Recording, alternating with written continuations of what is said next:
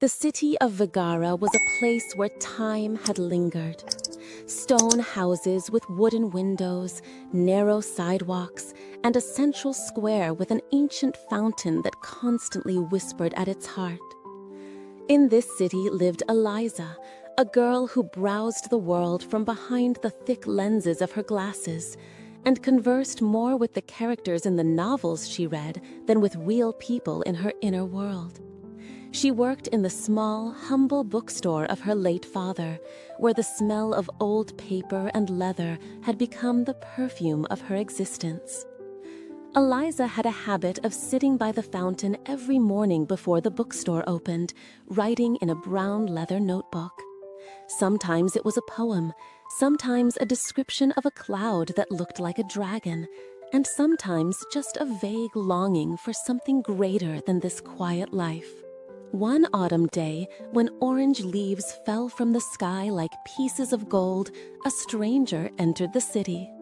His name was Cassius, a young man with eyes the color of the forest after rain and hands marked with the traces of scars.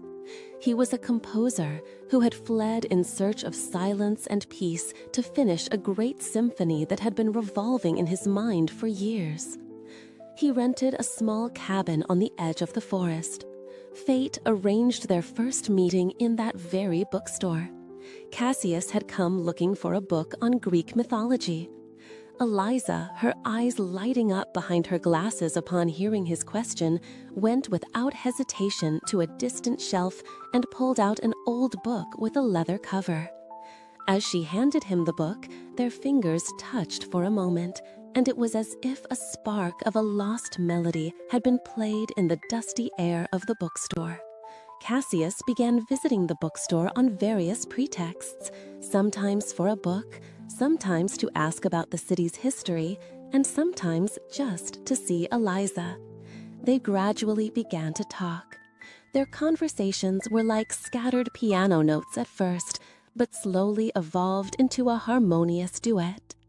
Eliza showed him how music was hidden in the sound of rain rustling on the cobblestones, in the wind through the pine branches, and in the quiet murmur of people in the square. And Cassius taught her how to embrace her feelings in the open world, not just behind words locked in a notebook. They went for walks in the afternoons. Cassius told her of his travels, and Eliza read him stories she had written herself. She saw an admiration in his eyes she had never seen before, and he found a peace in her eager silence that he had been searching for years. Their love grew like a wild and noble plant, rooting deep in both their souls and spreading its branches to distant horizons. Cassius began writing his symphony and named it Eliza's Melody. He said Eliza was his ultimate muse, the missing note of his life's unfinished symphony. But no great symphony is complete without a tense and tragic movement. Cassius's past had followed him like a ghost into the peace of Vigara. He had once been a famous musician in a big city, but betrayal and a deep heartbreak had wounded his spirit and art, driving him into seclusion. His former partner, Sarah, now a successful singer, found him. Consumed by anger at Cassius's renewed creativity and new love, she came to Vigara. Sarah, wearing a mask of concern and lies, approached Eliza. With devilish subtlety, she told her distorted stories of Cassius's past, portraying him as an unstable, love-struck individual who fled from commitment. She insinuated that Cassius saw her only as a temporary muse, a source of inspiration to finish his symphony, and would then abandon her. Doubt, like termites, ate away at the foundation of Eliza's trust from within. The fear of abandonment, a fear that had been with her since childhood, now screamed loudly within her. Without speaking to Cassius, she decided to end it before her heart broke further. On a rainy night, while Cassius was away in the big city presenting the initial version of his symphony, Eliza closed her journal and wrote a short farewell note. She left Vigara for an unknown destination. When Cassius returned and read the letter, the world he had built crumbled in an instant. The unfinished symphony was now truly unfinished. His heart was not just broken, but shattered. His anger and grief over Sarah's betrayal and Eliza's flight were so great that he tore up all his sheets of music and closed the piano. A sad mist settled over his life again, this time darker and heavier. Years passed. Eliza, in another city, relying on her writing talent, became a successful author.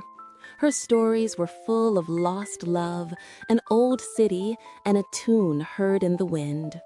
But success did not fill the void within her. She had learned to be alone and strong, but one night at a literary party, when she heard a piece of an old song, her tears suddenly flowed. She realized that Cassius and his love were still a constant refrain in the background of her life's symphony. Meanwhile, Cassius, after years of suffering and seclusion, realized he could not completely deny music. Music was his only language. He began writing the unfinished symphony again, but this time not as a piece for Eliza, but as therapy for himself. This symphony now narrated all his pains, hopes, and lessons, a silent but emotional work that gathered dust in his desk drawer.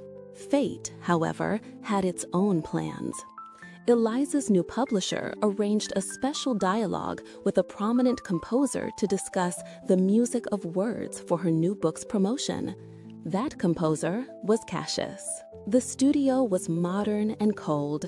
Eliza sat behind the interview desk, her heart pounding like a drum. When Cassius entered, years passed in a single glance. The youthful fervor in his eyes had been replaced by a deep calm and a wise sorrow. Lines were etched on both their faces, telling of paths traveled.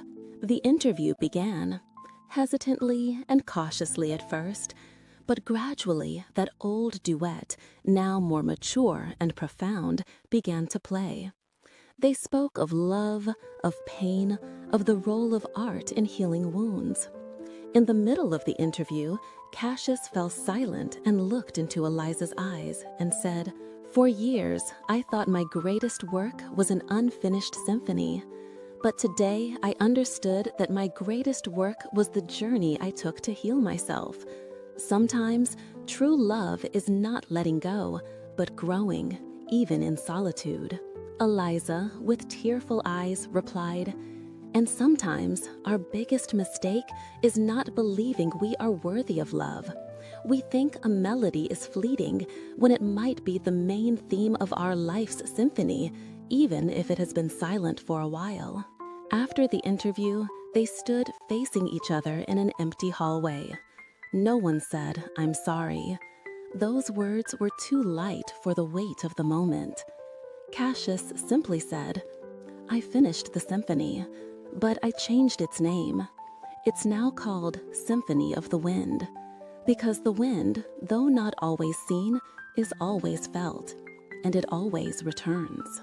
Eliza reached out and took his scarred palm.